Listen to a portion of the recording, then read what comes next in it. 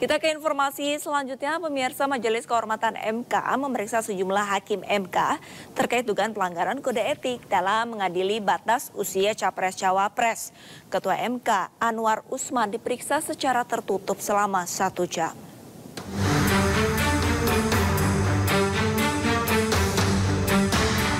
Majelis Kehormatan MK memeriksa Ketua MK Anwar Usman terkait dugaan pelanggaran kode etik dalam sidang putusan batas usia Capres-Cawapres. Ketua Majelis Kehormatan Mahkamah Konstitusi Jimmy A. Siddiq menemukan banyak persoalan dalam cara pengambilan keputusan dan prosedur persidangan. Hubungan kekerabatan, ya, di mana hakim diharuskan mundur dari perkara, itu tidak mundur. Itu kan banyak tadi, hampir semua pelapor itu mempersoalkan itu. Namun Ketua MK Anwar Usman membantah tudingan dirinya melakukan lobi dengan hakim konstitusi lain dan terlibat konflik kepentingan dalam mengadili perkara. Nggak ada tuh lobi gimana, udah putusannya dibaca sendiri, udah baca belum? Putusan sebenarnya, ya udah. Bukan jabatan milik Allah, Tuhan yang Maha Kuasa. Pak, ya. Kalau putusan tadi berarti intinya yang dipegang tanggapan Pak. Oh, benar, keluarga bangsa Indonesia. Dalam sidang pendahuluan 4 laporan dugaan pelanggaran etik Hakim Konstitusi, pelapor Denny Indrayana meminta Ketua MK Anwar Usman diberhentikan secara tidak hormat. Mesti dan sebaiknya dilakukan upaya judicial activism yang terukur dan dapat dipertanggungjawabkan. Untuk di satu sisi menyatakan putusan 90 yang memang semestinya final and binding menjadi tidak sah dan tidak mempunyai kekuatan hukum. Putusan yang terjadi beyond reasonable and tolerant flows. Cacat yang di luar batas toleransi. Sebelumnya MK mengabulkan gugatan soal syarat batas usia pencalonan presiden dan wakil presiden yang menyatakan seseorang bisa mendaftar capres-cawapres jika berusia minimal 40 tahun atau sudah pernah menduduki jabatan publik karena terpilih melalui pemilu. Putusan itu membuka pintu bagi Wali Kota Solo Gibran Rakabuming Raka, putra Presiden Jokowi, sekaligus keponakan Anwar Usman, maju di Pilpres 2024. Tim Liputan iNews melaporkan.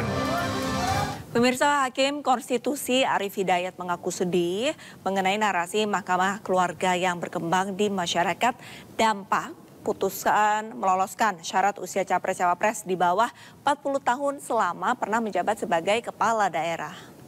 Ya kalau memang sampai ada komentar kayak begitu saya sedih. Dan saya mengatakan ya enggak. MK ya Mahkamah Konstitusi. Ya kan? Enggak kalau saya enggak. Dan saya kalau memang ada orang yang menganggap begitu saya sedih sekali.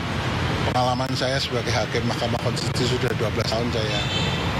Kalau sampai ada komentar begitu ya saya sedih. Ngeri lah bagi saya. Hari ini Majelis Kehormatan Mahkamah Konstitusi (MKMK) yang dibentuk untuk mengusut dugaan etik Hakim Konstitusi kembali menggelar persidangan. Sidang digelar terbuka dengan agenda pemeriksaan pelapor, yakni Tim Pembela Demokrasi Indonesia atau TPDI, Petrus Celestinus, dan Sekjen Komite Independen Pemantau Pemilu, yakni Kaka Suminta. Persidangan dilakukan untuk mendengarkan argumentasi dari para pelapor yang melaporkan para hakim Mahkamah Konstitusi. Mereka dianggap melakukan pelanggaran etik setelah memutuskan perkara nomor 90/PUU 21 Romawi/2023. Petrus sendiri melapor terkait putusan Mahkamah Konstitusi mengenai batas usia Capres-Cawapres yang dinilainya merusak marwah MK dan tidak bersifat final dan mengikat. Tidak hanya sidang terbuka, MKMK juga akan menggelar sidang tertutup akan dilakukan pada sore nanti untuk para hakim Mahkamah Konstitusi, diantaranya Saldi Isra, Suhartoyo, dan Manahan Sitompul. Tadi laporan dari Pondok Pesantren ini, poin besarnya?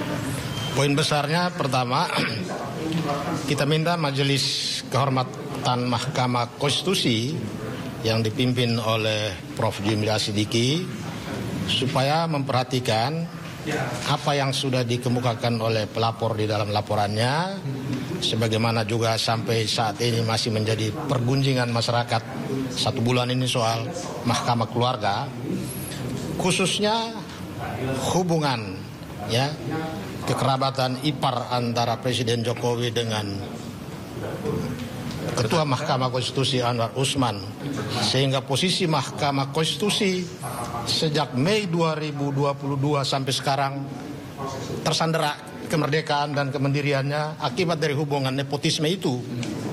Maka kita minta persoalan ini harus menjadi perhatian Majelis Kehormatan Mahkamah Konstitusi dalam perkara ini agar segera membebaskan lembaga ini.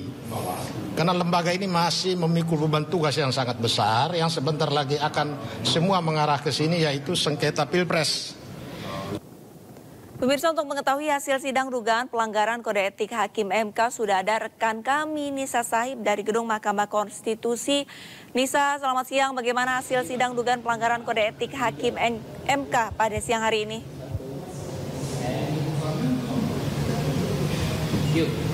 Baik Arlista dan juga pemirsa, sebelumnya ada 15 akademisi yang melaporkan Ketua Mahkamah Konstitusi yakni Anwar Usman karena diduga memiliki konflik kepentingan dan mereka menilai putusan MK beberapa waktu lalu tidak sesuai dengan undang-undang, dan sehubungan dengan hal tersebut para pelapor meminta MK untuk menindaklanjuti seluruh laporan terkait dugaan pelanggaran kode etik yang dilakukan oleh Hakim Konstitusi secara terbuka dan transparan. Dan pada hari ini sidang digelar di Gedung Majelis Kehormatan Mahkamah Konstitusi yang dipimpin langsung oleh Ketua MK dan bersifat terbuka dan tertutup. Sidang terbuka digelar pada pagi tadi yakni 9 pagi tadi dengan agenda pemeriksaan pelapor yakni Tim Pembela Demokrasi Indonesia Petrus Celestinus dan Sekjen Komite Pemantau Pemilu yakni Kakak Suminta. Pemeriksaan ini dilakukan untuk mendengar argumentasi para pelapor yang melaporkan para hakim konstitusi yang dianggap melakukan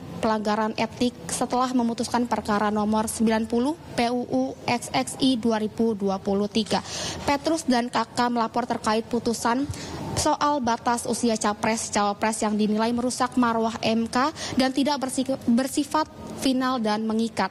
Pada hari ini berdasarkan keterangan para pelapor menyatakan menolak putusan MK terkait hal tersebut, dan para pelapor meminta agar MK menjatuhkan sanksi berat berupa pemecatan tidak hormat kepada Ketua MK yakni Anwar Usman. Sementara itu yang dapat kami laporkan Arlista dan juga pemirsa. Baik, terima kasih banyak atas laporannya Nisa Sahib, dan kami masih akan terus memantau perkembangan terkini. Selamat kembali bertugas.